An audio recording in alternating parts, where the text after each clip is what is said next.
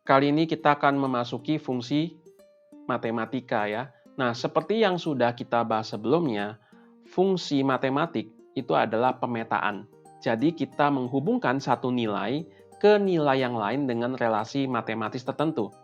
Nah, pertama-tama di dalam pembahasan kita yang kita tinjau itu kan sistem bilangan real ya. Tentu nanti kita akan masuk pada bilangan kompleks ya, tapi kita fokus dulu dalam kalkulus dasar di dalam penggunaan bilangan real. Nah, sistem bilangan real ini kita proses ya dalam operasi matematis tertentu, lalu kita coba tampilkan di dalam sistem koordinat. Dari sini kita akan melakukan analisis ya, mencari hubungan antara variabel yang satu dengan variabel yang kedua ya, lalu batasannya apa saja, nilai optimalnya bagaimana ya, lalu kecenderungan daripada grafiknya seperti apa misalnya ya. Nah, itu tentu saja bisa kita lakukan di dalam kita mempelajari fungsi matematika. Satu hal yang tidak kalah penting ya dalam pembahasan kita ini, pembelajaran fungsi matematik ini adalah yaitu kita mencoba mengenali batasan atau definisinya. Tadi kita sudah lihat ya, kalau inputnya misalkan bukan sistem bilangan real, tapi kita menggunakan sistem bilangan bulat, hanya integer misalnya, maka nanti kita akan masuk pada pembahasan matematika diskrit. Tetapi dalam kalkulus dasar ini ya kita fokus pada penggunaan sistem bilangan real. Nah, pembatasan ini ya, definisi ini, seringkali batasan ini sudah diberikan di buku teks ya. Ini yang kita sebut dengan domain atau daerah asal. Misalnya, untuk grafik Y sama dengan X kuadrat ya, lalu kita coba memberikan definisi X yang kita gunakan itu adalah seluruh bilangan real ya. Maka grafiknya menjadi seperti ini kan. Tetapi kalau domainnya yang lain kita ganti. Misalkan domainnya adalah memang itu tetap X itu adalah bilangan real, tetapi kita batasi X lebih besar sama dengan 0. Jadi tidak seluruh bilangan real, tapi hanya bilangan real yang X lebih besar sama dengan 0. Maka fungsi kuadratnya menjadi seperti ini. Jadi kita lihat ada perbedaan ya pada waktu kita meninjau ya. Jadi domain ini sangat menentukan apa yang akan kita analisis atau apa yang kita tinjau. Jadi itu sebabnya ya saya menganjurkan meskipun pada buku teks itu sudah ada, sudah given, coba teman-teman perhatikan dengan jeli domainnya itu seperti apa. Coba dianalisis ya, mengapa domainnya seperti itu. Apalagi kalau misalkan ya, kita lihat ada domain tertentu, misalkan X tidak boleh sama dengan 2, itu kan berarti syarat kan. Mengapa diberikan syarat tersebut? Karena supaya fungsinya itu well defined, supaya bisa berlangsung atau berjalan dengan baik. Karena kalau X-nya sama dengan 2 misalkan, ternyata apa? Fungsi matematika itu nanti akan menghasilkan nilai tak terdefinisi misalnya. Jadi domain itu begitu penting. Apalagi kalau kita masuk ke dalam ranah aplikasi. Seringkali kita sendiri yang harus memberikan batasan atau domain tersebut. Nah, selanjutnya yang tidak kalah penting yang kedua adalah bagaimana di dalam pembahasan fungsi matematik itu kita melihat atau mencoba mengenal ya visual grafis yang dihasilkan. Dengan visualisasi ini, kita akan lebih mudah untuk melakukan analisis. Kita tahu kecenderungan grafik-grafik tertentu, misalnya ya.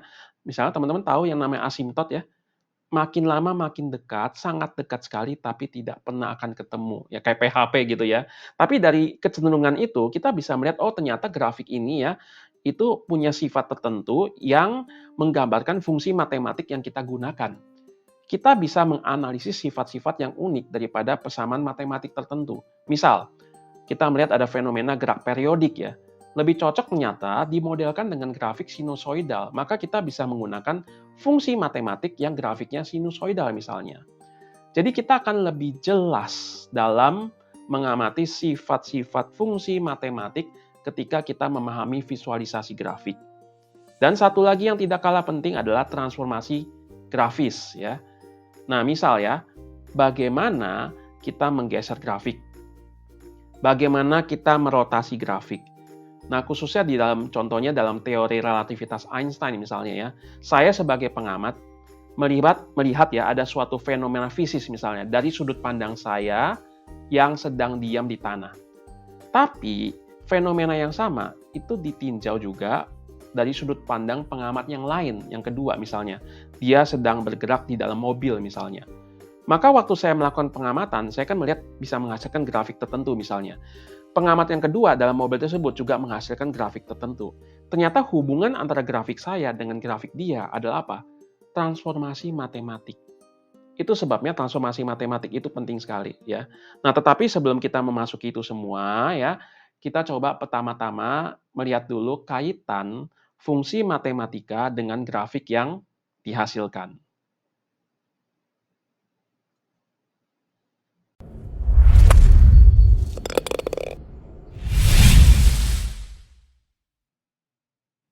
Oke, sekarang saya akan memberikan beberapa contoh ya dari beberapa fungsi matematik supaya kita bisa lihat juga ada pola-pola tertentu di dalam grafik ya. Nah, sebelumnya kita mungkin lihat dulu ini. Ketika kita menyelesaikan persamaan matematik ya, misalkan persamaan linier, sebenarnya kita itu sedang mencari apa? Nah, kalau kita lihat Y sama 2x+3, kita gambarkan secara grafis di sini. Nah, ini dia adalah fungsi linier ya, gambarnya ada grafik dengan kemiringan tertentu, gradiennya 2 ya, lalu kemudian memotong di 3 di sini ya. Lalu kemudian ada grafik Y sama X kuadrat kalau kita gambarkan secara grafis seperti ini. Nah, perhatikan bahwa ketika saya mencari penyelesaian ini, berarti kan biasanya kita lakukan apa? Kita lakukan substitusi kan. Misalkan Y-nya ini ya, kita input ke dalam di sini, Y yang kedua.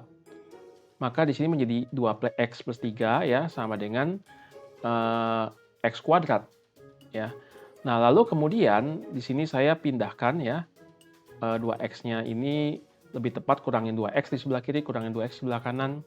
Yang 3-nya juga sama ya, saya kumpulkan ke sisi kanan.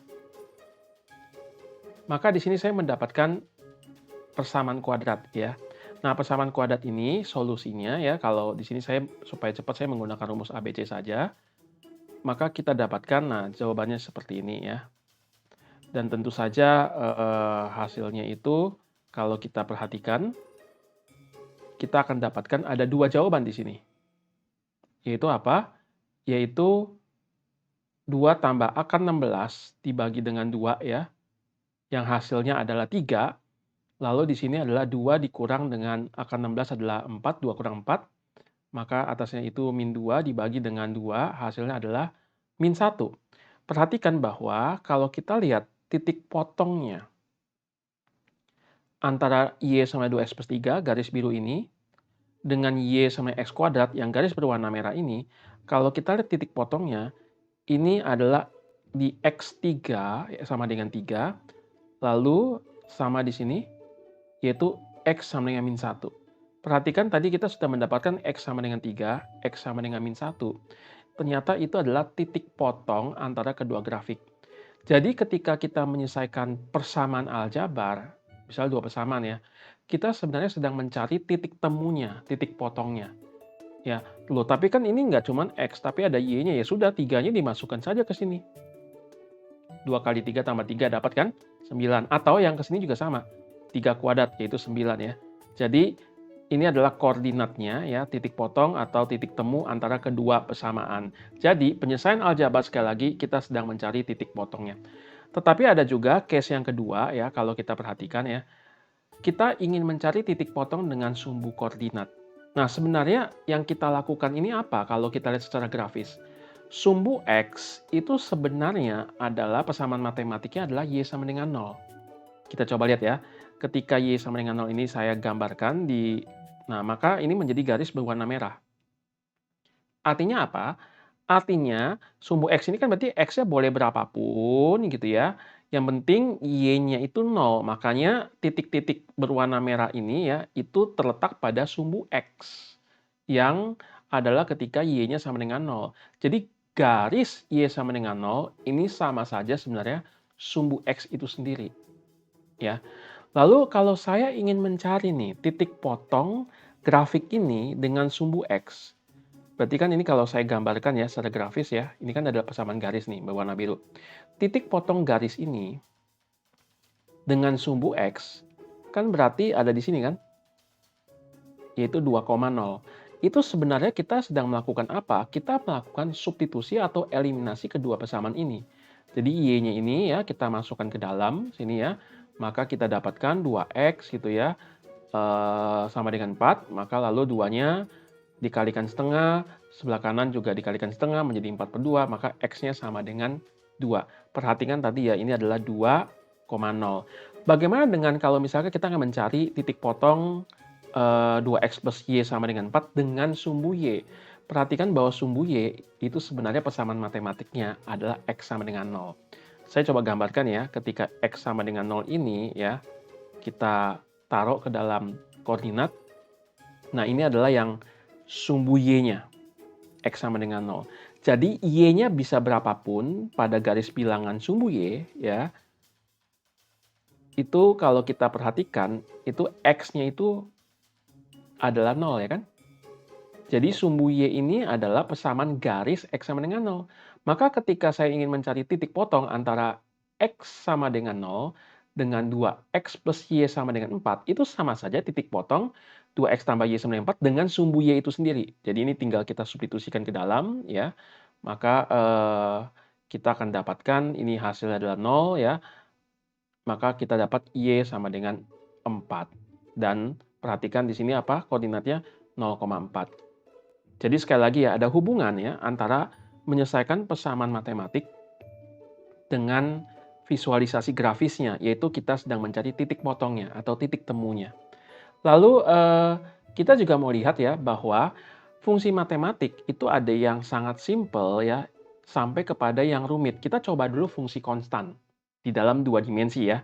Misalkan X sama dengan 2. Artinya apa? Artinya Y-nya berapapun yang penting X-nya 2. Jadi kalau kita lihat di sini, ini kan X sama dengan 2 di sini kan. Y-nya boleh berapapun, boleh. Karena apa? Karena di sini tidak diberikan kan. Di sini tidak ada syarat atau Y-nya harus berapa, yang penting X-nya sama dengan 2, itu saja. Maka kalau kita gambarkan, itu adalah garis lurus, ya, vertikal, kumpulan titik-titik, ya, yang kalau kita lihat di sini pasti semuanya adalah X sama dengan 2 kan. Misalnya di sini ya, itu adalah X-nya 2, Y-nya 1. Lalu kalau titiknya di sini, ya, itu adalah X-nya 2, Y-nya 3. Jadi ini semua kumpulan titik-titik yang begitu banyak, itu X-nya 2. Bagaimana dengan Y sama dengan 3? Kalau kita lihat gambarnya, ya, maka di situ berapapun X-nya, ya, berapapun X-nya, maka Y-nya di sini harus terus 3. Jadi misalkan 1,3, ya, 2,3, lalu 3,3. Termasuk yang ini ya, setiap titik yang di sini bisa 3,5, 3 ya. Jadi Y sama dengan 3 adalah garis mendatar. Ya, garis mendatar. Nah, uniknya adalah kalau X sama dengan 2 sama Y sama dengan 3, ini kan sama-sama garis kan. Ketika saya gabungkan ya, yaitu 2,3 atau koordinat kan, koordinat 2,3, itu adalah titik potong antara garis X sama dengan 2 dengan Y sama dengan 3, yaitu apa? Itu titik ini, koordinat 2,3. Ya. Nah, jadi kalau X sama dengan 2, Y sama dengan 3, kalau kita gambarkan di dalam 2 dimensi, ternyata adalah garis. Tapi teman-teman kalau lihat ya nanti ya dalam kalkulus, kita tidak hanya bicara 2 dimensi. Kita akan masuk pada 3 dimensi ya. Nah, kita lihat bagaimana kalau kita masuk ke dalam 3 dimensi ya. X sama dengan 2, kalau saya masukkan ke dalam koordinat 3 dimensi X, Y, Z, di sini ada garis berwarna merah adalah sumbu X, garis berwarna hijau adalah sumbu Y, garis berwarna biru ke atas adalah sumbu Z ya. Ketika X sama dengan 2, gambarnya kira-kira seperti apa? Bukan garis, tapi adalah bidang. Ini saya coba putar ya, supaya teman-teman bisa lihat ya. Nah, perhatikan bahwa di sini X-nya 2 ya, Y-nya mau berapapun terserah, kan grafik ini kan ya. Z-nya mau berapapun terserah, yang penting X-nya itu selalu 2. Maka ini kumpulan titik-titik yang pada bidang berwarna biru ini, ya, itu adalah Y-nya boleh berapapun, Z-nya boleh berapapun, tapi X-nya akan selalu 2, asalkan ada pada bidang ini. Ya, kumpulan titik-titik pada bidang. Lalu bagaimana kalau Y sama dengan 3, saya gambarkan dalam 3 dimensi. Gambarnya bukan garis, tapi adalah bidang juga. Perhatikan ya, bidangnya adalah yang ini. Nah ini, ya.